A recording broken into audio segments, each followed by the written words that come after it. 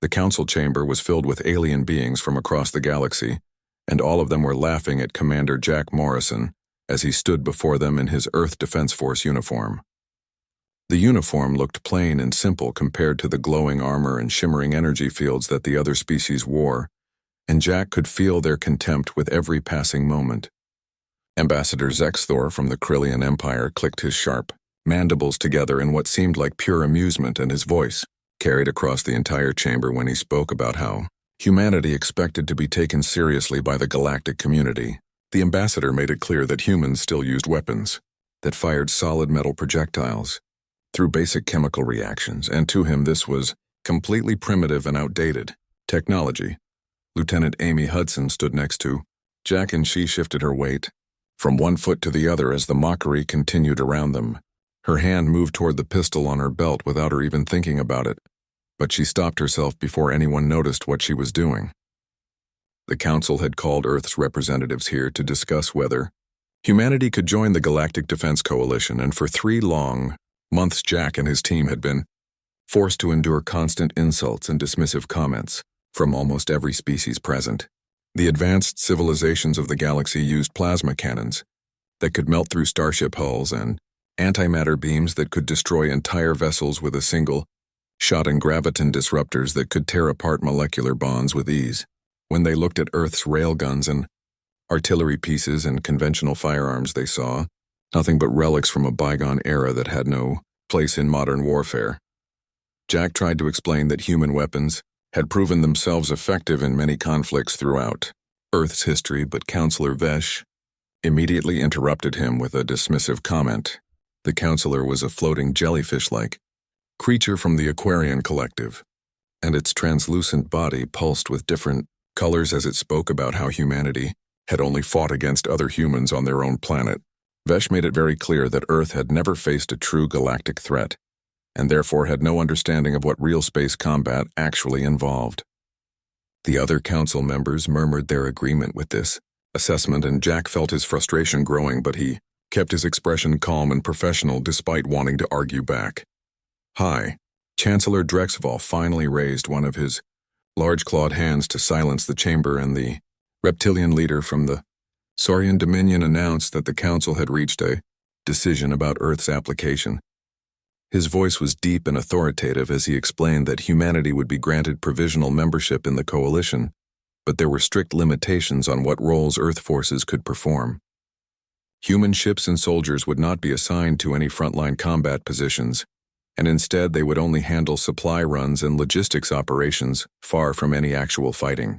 Jack's jaw tightened when he heard this, because it was essentially a way of saying that humans weren't good enough to fight alongside the other species. Amy leaned closer to Jack and whispered that this decision was meant as an insult to their entire planet. Jack nodded slightly, but he replied in an equally quiet voice that this was actually an opportunity for them to prove themselves when the right moment came. He knew that the galaxy's civilizations were overconfident in their advanced technology, and that overconfidence could easily turn into dangerous complacency if they weren't careful. 3 weeks passed, and Jack found himself standing in the hangar bay of a human warship called Liberty's Dawn.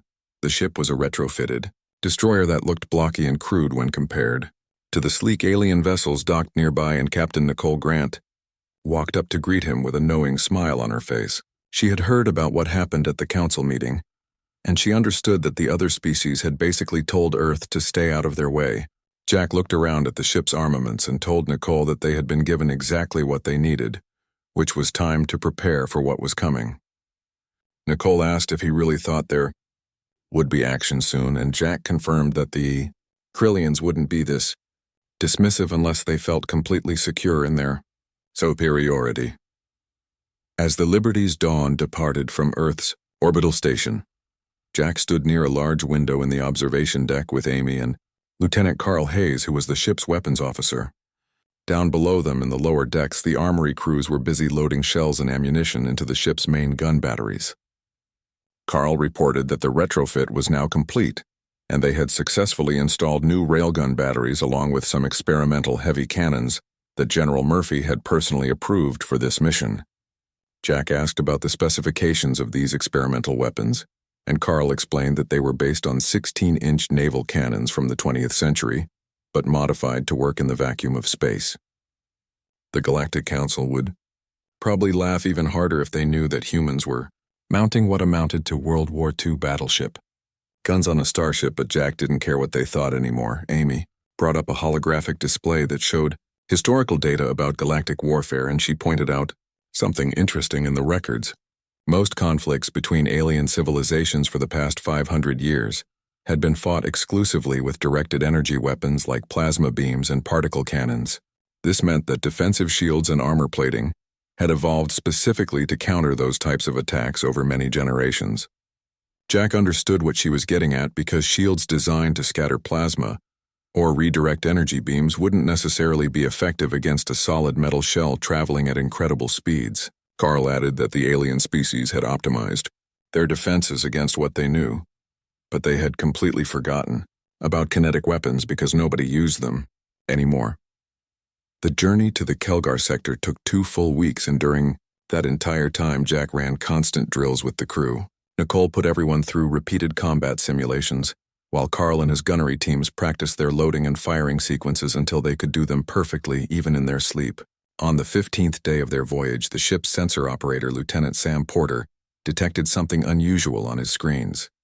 Multiple distress signals were coming from the Coalition's outer defense line, and they were all saying that someone was attacking them. Nicole asked who was attacking, and Sam replied that the signatures didn't match any known species in their entire database, which meant this was a completely new threat. Jack moved quickly to the tactical display and asked how far away the battle was happening. Sam calculated that they could reach the location in about 4 hours if they pushed the engines to maximum speed. Nicole reminded Jack that their orders were very specific, and they were only supposed to perform logistics duties, but Jack cut her off and said those orders were about to change. He told her to set course immediately and to prepare the entire crew for combat operations. As the Liberty's dawn turned and accelerated toward the distant battle, Jack could feel that everything was about to change for humanity and for the entire galaxy. The Liberty's dawn rushed through space toward the battle, and when they finally arrived, the scene before them was absolutely chaotic, with dozens of Coalition ships fighting against strange biomechanical creatures that looked like a horrible fusion of insect and machine. The alien vessels were massive, and their hulls seemed to pulse with organic tissue that was reinforced by thick metallic plating that absorbed every energy blast fired at them. Jack stood on the bridge, watching the tactical display as Krillian antimatter lances and Aquarian plasma beams splashed harmlessly against the enemy ships without causing any real damage at all. Ambassador Zexthor's face suddenly appeared on the communication screen, and his usual arrogance was completely gone now, replaced by something that looked very much like panic. The Krillian ambassador ordered the human vessel to withdraw immediately because this battle was far beyond what primitive Earth weapons could handle, and he made it clear that even the Coalition's most advanced armaments were barely scratching these creatures. Jack replied calmly that they were here to help and that withdrawal was not an option for them. Zexthor insisted that human primitive weapons could not possibly harm these enemies when the galaxy's best technology was failing, and he officially ordered Jack to retreat before his ship was destroyed. Jack met the ambassador's gaze through the screen and said respectfully that they would take their chances despite the warning. He then told Captain Nicole to bring the ship into firing range, while Lieutenant Carl prepared all the main batteries for combat. Nicole maneuvered the Liberty's Dawn closer to the largest enemy vessel, which was so big that it made even the Coalition's biggest dreadnoughts look small by comparison. All around them, energy beams continued to lance through the darkness of space, but they just kept splashing against the creature's hull without doing any meaningful damage to its structure. Carl reported that they were now at 5,000 kilometers range and all guns were loaded and ready to fire. Jack gave the order to fire when ready, and Carl didn't hesitate for even a second before pulling the trigger. The heavy cannons roared with brutal mechanical violence that was nothing like the elegant light shows produced by energy weapons, and there were no colorful beams or graceful particle streams coming from the human ship. Instead, the guns exploded with flame and pressure as they launched solid tungsten carbide shells into the void at incredible speeds. The shells crossed the distance to their target in just a few seconds, and when the first One hit the biomechanical creature. Something remarkable happened. Unlike the energy weapons that had been splashing uselessly against the hull, the solid projectile didn't dissipate or scatter at all. The shell punched clean through the organic armor plating and penetrated deep into the creature's interior, where the massive kinetic energy transfer caused a catastrophic secondary explosion inside its body. The enemy vessel shuddered violently and greenish. Fluid that must have been its blood sprayed out from the wound in great streams. Carl shouted that they had scored a direct hit and the target was definitely damaged from their attack. Jack immediately ordered all batteries to maintain continuous fire and not give the creature any time to regenerate its wounds. The Liberty's Dawn transformed into a floating fortress of fire and thunder as every few seconds another salvo erupted from the cannons, with each shell finding its mark on the massive target. The sound transmitted through the ship's hull, creating a rhythmic booming that seemed to echo in the bones of every single crew member aboard. Amy monitored the tactical display closely and reported that they were reading massive internal damage throughout. The enemy vessel and its hull integrity was rapidly collapsing. All around them, the Coalition fleet had stopped firing their own weapons, and their ships just hung motionless in space as their crews watched what was happening with complete disbelief. Ambassador Zexthor's voice came over the communication channel again, but this time his previous dismissiveness was replaced by utter shock. He asked what kind of weaponry the humans were using to achieve such devastating results against an enemy that had seemed invulnerable. Jack replied calmly that they were using artillery, which was very old and very simple technology. The massive bioship began to list to one side as its organic components started failing throughout its structure. Atmosphere vented from dozens of wounds across its hull, and its propulsion system sputtered and died one by one. A moment later, the entire structure began to break apart, as it was torn apart by its own failing biology and internal explosions. Nicole confirmed that the target was completely destroyed, and there was satisfaction in her voice when she said it. However, there was no time for anyone to celebrate their victory, because the tactical display suddenly showed 6 more enemy vessels converging on their position, and they seemed very angry about the death of their companion. Sam warned that they had multiple hostile ships incoming, and they were ignoring all the Coalition vessels to head straight for the Liberty's Dawn. Jack said that the enemies had identified them as a real threat, which was actually good because it meant their strategy was working perfectly. He ordered the helm to come about to bearing 270 so they could bring their port batteries to bear on the new targets. As the Liberty's Dawn turned to face the new threat, the Coalition fleet began repositioning their ships around them. Zexthor announced that they were moving to support the human vessel, and all Coalition ships should target the vessels that were approaching Jack's position. Jack thanked the ambassador for the support but told him to save his energy weapons and focus on the smaller enemy ships instead. He said that the human ship would handle the big ones by themselves. Enemy vessels closed the distance rapidly, and their organic hulls rippled in disturbing ways as they prepared to unleash their own weapons against the humans. Bioplasma suddenly erupted from organic cannons on the creatures, and streams of corrosive material shot toward the Liberty's Dawn at high speed. Nicole ordered evasive maneuvers, and her hands moved quickly across the helm controls as the ship rolled and dove through space. The bioplasma streamed past them and dissipated harmlessly into the void without hitting anything. Carl reported that range was now optimal, and he immediately opened fire with the port batteries. 3 more enemy ships staggered backward under the impact of solid shells that tore through their hulls. One creature took a direct hit to what appeared to be its control center, and the penetrator punched straight through, causing the entire front section to collapse inward. Another enemy absorbed 4 hits along its flank, and each impact tore massive holes in the organic tissue that made up its body. Amy coordinated the damage control teams as the Liberty's Dawn shook from several near misses that came very close to hitting them. She reported that shields were holding at 70% power, and hull integrity was still solid throughout the ship. Jack told Carl to keep those guns firing no matter what happened. Carl confirmed that his gunners were reporting ammunition was at 60% capacity, and they could maintain this rate of fire for another 15 minutes before they would need to slow down their attacks. The space battle had become an absolute maelstrom of violence and chaos, with ships from multiple species darting in and out of combat. Coalition vessels focused their energy weapons on the smaller enemy ships, while the Liberty's Dawn continued to engage the massive creatures with devastating effectiveness. Every time the human ship fired its cannons, another enemy vessel would reel backward from the brutal kinetic impacts. The Coalition flagship ambassador Zexthor stood watching his tactical display with growing amazement at what he was seeing. His tactical officer Vezin turned to him with obvious confusion and asked how the human weapons could possibly be more effective than their own antimatter lances. Zexthor clicked his mandibles together thoughtfully and explained that they had forgotten an old lesson about warfare.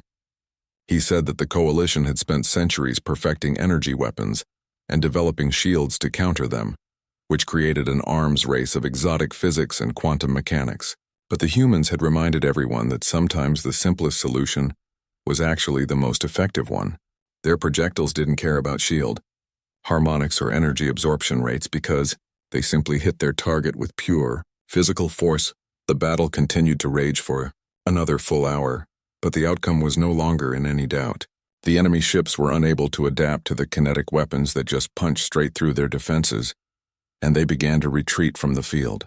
When the last enemy vessel finally vanished into hyperspace, the Coalition forces regrouped around the battered but victorious Liberty's Dawn, and Jack knew that everything had just changed for humanity and their place in the galaxy.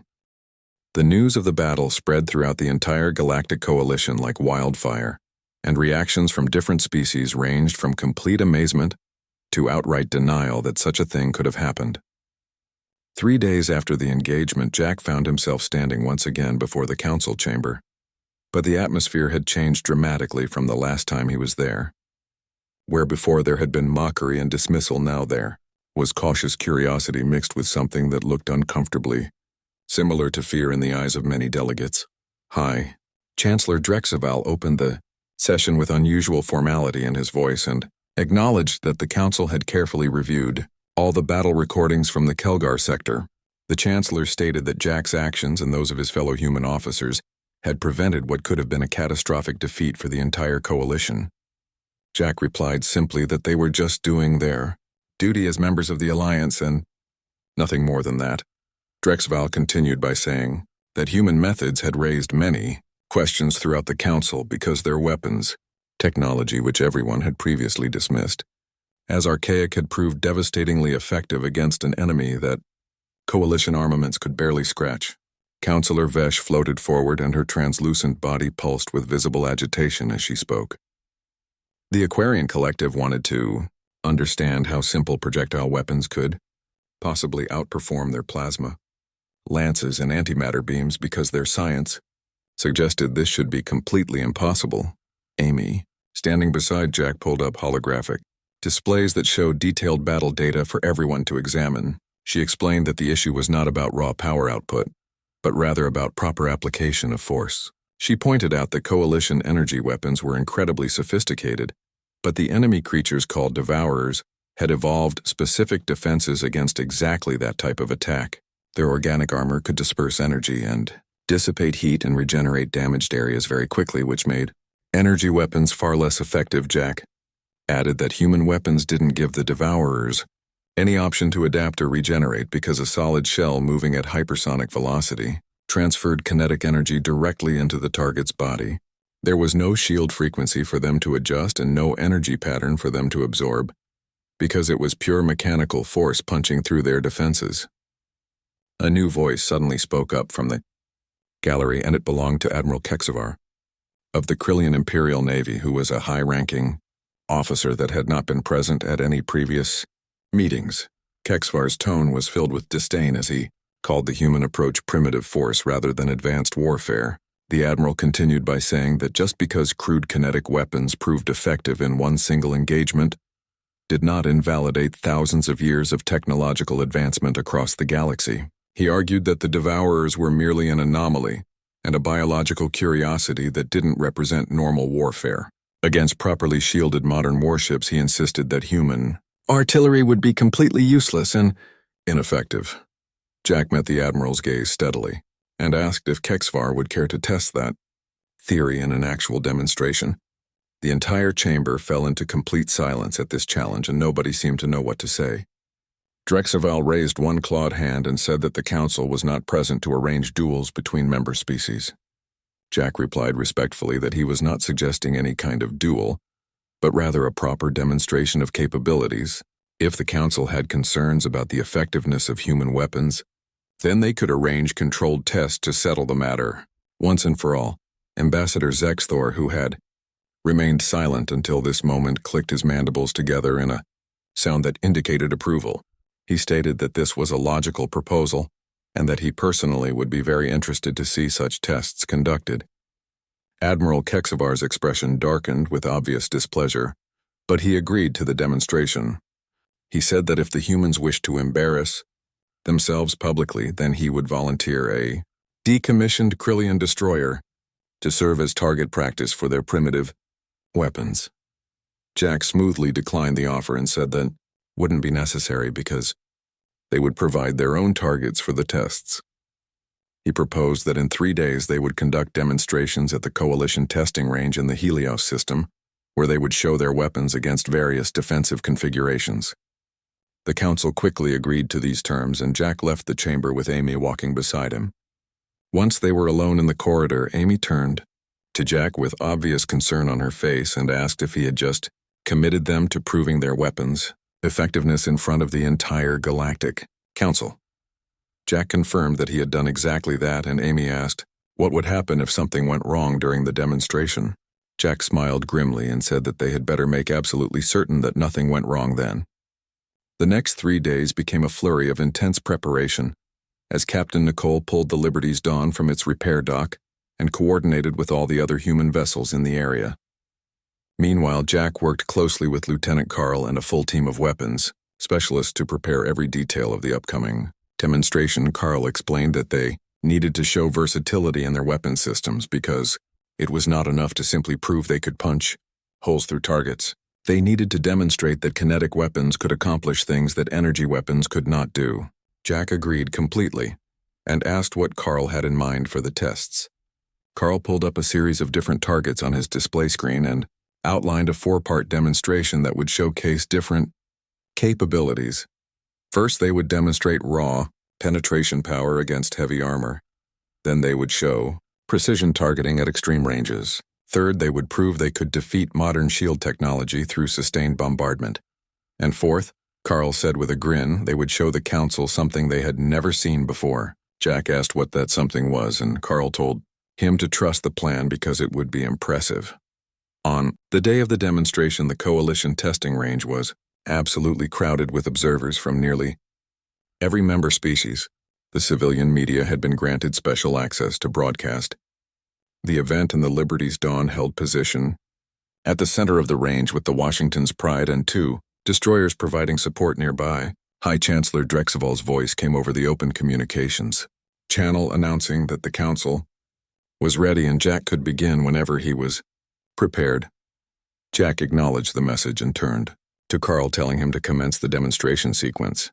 Carl confirmed and ordered the deployment of Target Alpha, which was a large cube-shaped structure that materialized in space several thousand kilometers away from the human ships. Carl announced over the open channel that Target Alpha was constructed from standard Coalition armor plating and was 3 meters thick, which represented the typical hull thickness of a Coalition cruiser. He stated they would fire 1 armor-piercing round at the target. A single cannon fired and the shell crossed the distance in mere seconds before striking the cube dead center. The penetrator punched completely through the thick armor and exited the far side, continuing into empty space beyond. Carl reported complete penetration with no energy expenditure beyond the initial firing, and noted that the round could theoretically continue to another target if it was properly aligned with 1. Murmurs rippled through all the observer channels as species discussed what they had just witnessed. Admiral Kexvar's voice cut through the chatter, saying that punching through a static target was impressive but meaningless in actual combat because real ships maneuvered and didn't just sit still waiting to be hit. Jack calmly acknowledged the criticism and ordered the deployment of target. Beta multiple small drones suddenly appeared in space, and each one moved erratically through unpredictable patterns that made them very difficult to track or hit. Carl announced that Target Beta consisted of 12 combat drones that were programmed with advanced evasive algorithms, and they would engage using precision rounds. The Liberty's Dawn secondary batteries opened fire, with each gun tracking individual targets independently. The shells were fitted with basic guidance, systems that allowed them to adjust trajectory during flight, and within 30 seconds all 12 drones had been completely destroyed. Amy reported 12 successful hits out of 12 attempts with an average time to kill of just 2.5 seconds per target. The observer channels became much more animated now as species debated the implications of what they were seeing. Even Admiral Kexavar seemed somewhat impressed, though he maintained his neutral tone when he asked about performance against shields. Jack smiled because he had been hoping the Admiral would ask exactly that question, and he ordered the deployment of Target Gamma for the final test. 6 weeks had passed since the weapons demonstration, and the political landscape of the Galactic Coalition had shifted in ways that made some species very uncomfortable with the changes. Humanity's reputation was rising quickly throughout the galaxy, and not everyone was pleased about this development at all. Jack sat in his office aboard the newly commissioned Earth Defense Force command station, called Outpost Vigilance, reviewing reports that had been coming in from various sources. The station orbited at a strategic location in Coalition space and served as both a defensive position and a coordination hub for all human military forces. Amy entered his office, carrying a datapad, and her expression showed that she was troubled by something. She informed Jack that they had received new deployment orders directly from Coalition Command Headquarters. Jack looked up from his work and asked if they were being assigned another logistics mission somewhere. Amy said it was actually worse than that because the orders were splitting up the entire human fleet into separate assignments.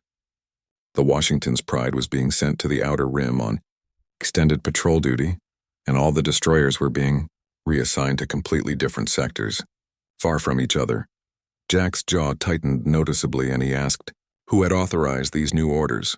Amy replied that Admiral Kexavar had issued them because he had just been appointed as the Coalition's new Strategic Operations Commander. Jack muttered that of course Kexavar would be given that position, and he stood up, walking over to the viewport to gaze out at the distant stars. He explained that the Admiral wanted to prove humanity's success was just a fluke, and by separating their ships and placing them in low-risk situations, he could demonstrate that human weapons weren't as impressive as everyone currently believed. Amy asked if Kexavar was actually allowed to do this to them now that Earth was a full member of the Coalition. Jack replied that full members, who were still the newest and least politically connected species, didn't have much influence yet. He pointed out that Kexavar had centuries of military prestige and political connections behind him, while humanity only had one battle to their name. A chime suddenly indicated an incoming transmission, and Sam's voice came through, announcing that Jack had a priority call from Captain Nicole. Aboard the Liberty's Dawn, Nicole's face appeared on the screen, and she clearly wasn't happy about something as she asked Jack if he had seen the new deployment orders yet. Jack confirmed that he had just received them and asked if she was as thrilled about them as he was. Nicole said that the orders wanted to send the Liberty's Dawn on an extended 3-month patrol of the Verona Nebula, which was essentially just flying through empty space checking for pirates that didn't even exist in that region. She paused and then asked if this was being done deliberately to sideline human forces. Jack confirmed that Admiral Kexavar was making a calculated move against them because the Admiral didn't want human ships near any real military action. If Earth forces were scattered across the entire galaxy performing meaningless patrol duties, then they couldn't demonstrate their combat effectiveness to anyone. Nicole's expression became harder, and she asked what they should do about this situation. Jack said they would follow their orders for now, while Amy looked surprised at this response. He added that they needed to be ready when the right opportunity eventually presented itself to them. The next 2 months were incredibly frustrating for every human officer and crew member in the Coalition forces. All the human ships dutifully carried out their assigned patrol routes, and each one performed mundane tasks that were far from any significant military operations. Jack maintained regular contact with the other commanders, but morale throughout the human fleet was beginning to suffer from the boring assignments. Then, on what seemed like an ordinary day, everything suddenly changed in a dramatic way. Jack was working in the command center when urgent alerts began flooding in from multiple sources across the galaxy. Sam turned from his console with eyes wide and reported that they were receiving numerous distress calls from the Krillian home fleet. Jack moved quickly to the tactical display and asked if the Devourers were attacking again. Sam replied that it wasn't the Devourers this time, but rather the Shakor Dominion, which was launching a major offensive. Jack felt his blood run cold at this news, because the Shakor were one of the Coalition's most dangerous long-standing enemies. The Shakor were a militant empire that had been quiet for several decades, and if they were attacking now, it meant they sensed some kind of weakness in the Coalition's defenses. Jack demanded more details about the situation immediately. Amy pulled up intelligence reports showing that the Shakor had launched a massive surprise assault against Krylia Prime's outer defense grid using some kind of new weapon technology that nobody had seen before. The reports indicated that Coalition forces were responding to the attack, but the Krylian home fleet was already taking extremely heavy casualties. Jack asked where the nearest Coalition reinforcements were located, and Amy replied, they were approximately 4 hours away from Krylia Prime. She added quietly that the Krylians might not survive for 4 hours at the rate they were losing ships. Jack made his decision instantly without any hesitation and told Sam to get him a secure communication channel to all human commanders immediately.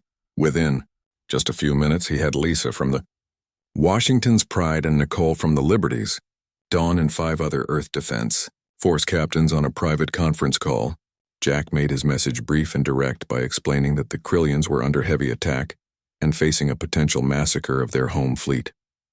He stated that all human ships were currently scattered across the galaxy, but if they changed course and converged on Krylia Prime at maximum speed, they could arrive in approximately 3 hours. Commander Peter from the destroyer Iron Resolve pointed out that their current orders required them to maintain their assigned patrol routes. Jack acknowledged that he was fully aware of their standing orders, but he was also aware that every human officer had sworn an oath to defend all Coalition member worlds. He stated that the Krylians might not particularly like humanity, but they were still official allies who needed help. Jack announced that he was going to Krylia Prime regardless of orders, and anyone who wanted to join him should plot an intercept course immediately. There was a moment of tense silence on the channel, as each commander considered what Jack was asking them to do. Then Lisa's voice came through firm and clear, stating that the Washington's Pride was with him. Nicole added that the Liberty's Dawn was already calculating a new course to the battle zone. One by one, every other commander agreed to join the rescue mission, and within minutes, 8 human warships had changed their heading and began racing toward Krylia Prime at maximum velocity. The journey was filled with tension as intelligence reports continued to stream in, and none of the news was good for the Krylian defenders. The Shakor had brought an absolutely massive fleet to the battle, and they were pushing through the Krylian defenses with disturbing ease. Amy reported that the enemy's new weapons were tearing through Coalition shields like they weren't even there. She explained that the Shakor were using some kind of phased plasma technology that cycled through multiple different frequencies, and standard shields couldn't adapt fast enough to block the attacks. Jack asked about how the weapons were performing against solid hull armor.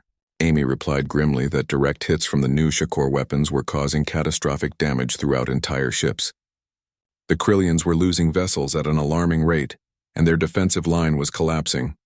Carl spoke up from the weapons station, saying that if the Shakor weapons were that effective against both shields and armor, then human ships might not fare any better in the battle. Jack acknowledged the concern but pointed out that they had one significant advantage over the Krylian fleet. He explained that human ships had spent the last 2 months doing absolutely nothing but boring patrol work, which meant their ammunition stores were completely full. They hadn't fired a single shot since the demonstration, so they had maximum supplies available. Nicole's voice came through the communication channel asking if Jack wanted to use the same tactics they had employed against the Devourers. Jack confirmed that they would use similar approaches but adapted for this new enemy. He explained that the Shakor weren't biological creatures like the Devourers, but rather they used conventional warships with enhanced weapon systems. That meant human forces could target critical systems directly and disable enemy vessels rather than just destroying them outright. As the human fleet approached Krylia Prime, the true scope of the battle became visible, and it was worse than anyone had feared it would be. The Krylian home fleet was in complete disarray when the human ships arrived at the battle zone, and dozens of burning vessels floated helplessly in space, while the Shakor fleet pressed forward toward the planet itself. Jack stood on the bridge of the Liberty's Dawn watching the carnage unfold, and he could see that the enemy intended to conduct an orbital bombardment of Krylia Prime. Amy whispered that this was terrible as she monitored the tactical displays showing the desperate situation. Jack activated the Coalition tactical frequency and announced that this was Commander Jack Morrison of the Earth Defense Force calling all human ships to assume attack formation Delta and prepare to engage the enemy fleet immediately. Admiral Kexvar's voice suddenly crackled over the channel, and he sounded strained and desperate as he asked what human vessels were doing at Krillia Prime. Jack replied calmly that they were here to save the Krillian people, and asked for permission to engage the enemy forces. There was a pause before Kexvar grudgingly granted permission for humans to coordinate with his remaining ships in the defense.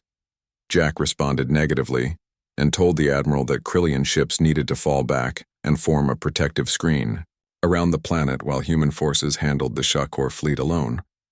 Kexvar protested loudly that there were over 40 enemy warships attacking and the humans only had 8 ships available.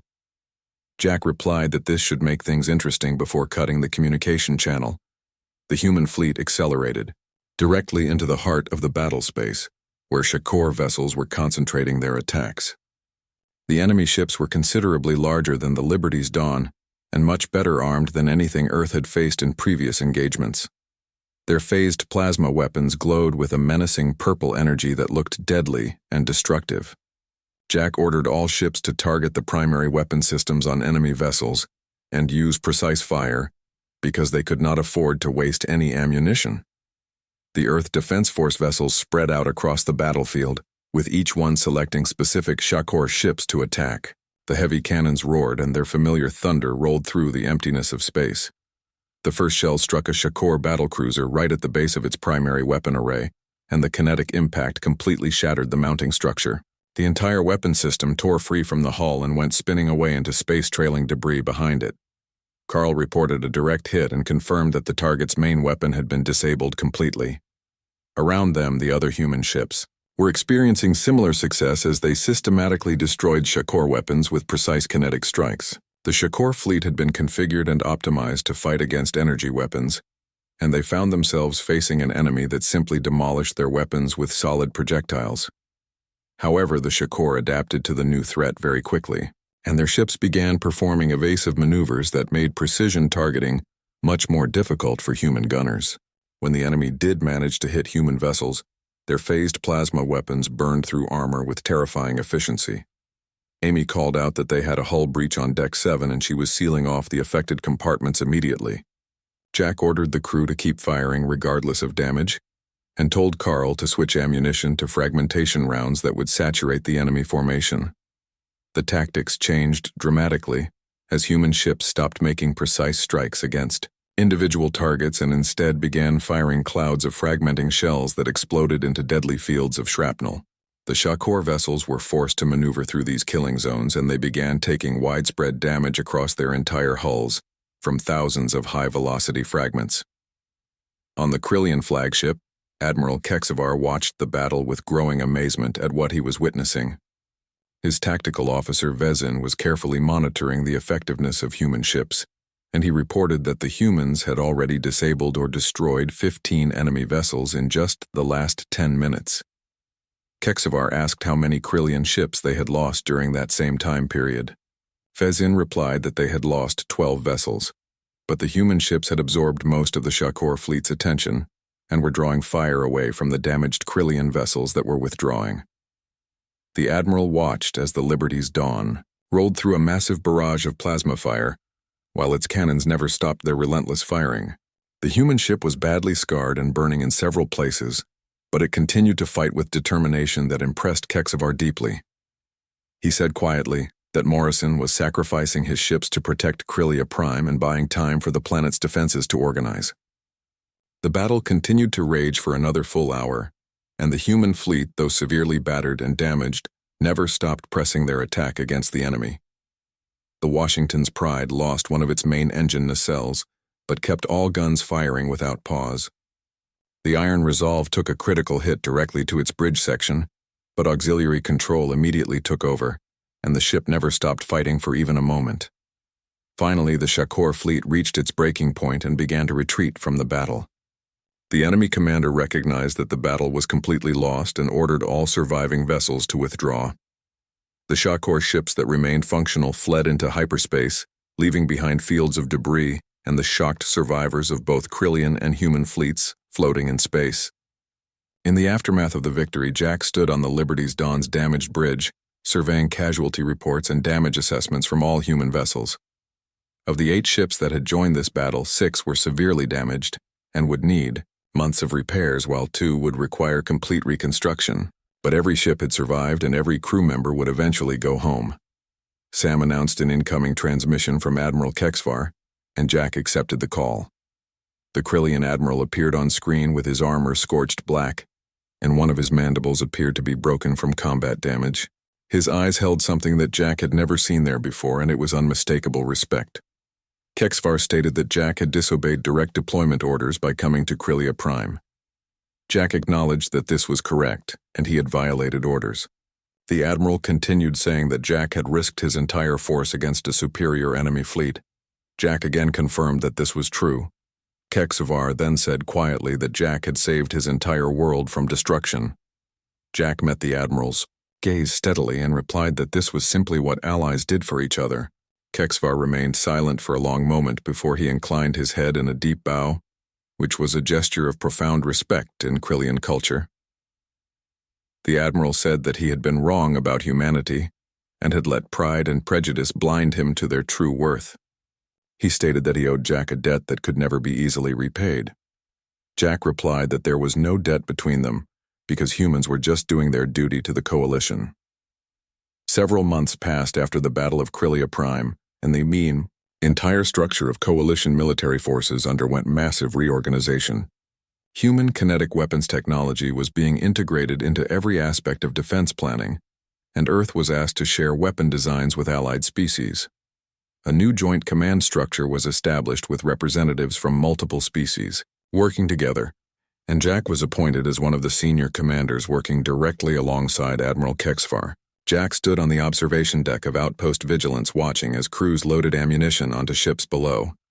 The vessels now bore insignia from both Earth and Krillian forces, as a symbol of the new unity that had been forged through combat. Amy joined him and asked if he ever thought about that first council meeting when everyone had laughed at human weapons. Jack smiled and said he thought about it every single day, because it reminded him never to underestimate anyone, regardless of how primitive their tools might appear. Below them, mixed crews of humans and aliens worked together loading massive shells into gun barrels.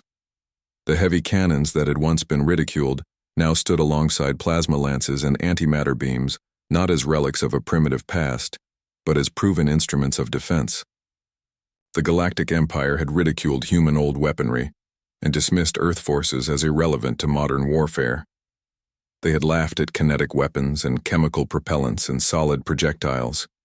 But then the heavy cannons had roared in battle, and in that thunder the galaxy heard the sound of a new era beginning, an era where humanity stood not as junior members or primitive newcomers, but as equals who had taught advanced civilizations that the most powerful weapon was not always the newest technology, but rather the courage to use what worked.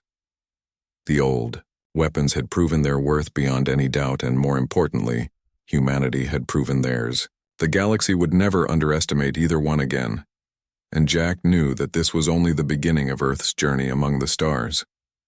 There would be more battles and more challenges ahead, but humans had earned their place, and they would face whatever came next with the same determination that had won them respect. The heavy cannons stood ready, and their thunder would echo across the galaxy for generations to come.